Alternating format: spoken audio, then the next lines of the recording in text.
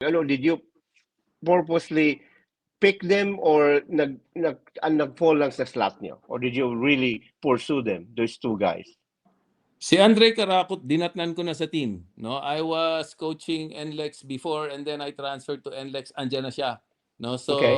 I think he was a rookie or second year when I got in. And then continually nag-improve yung laro niya. And then si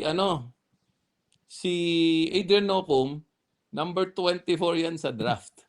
No? Wow. And kinakabahan kami kasi yung 24 ida-draft namin. So ang dami pang pwedeng mag-draft sa kanya.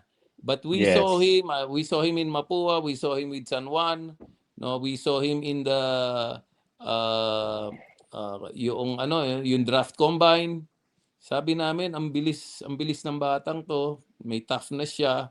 Of course, pwede pa mag-improve yung perimeter shooting niya, no?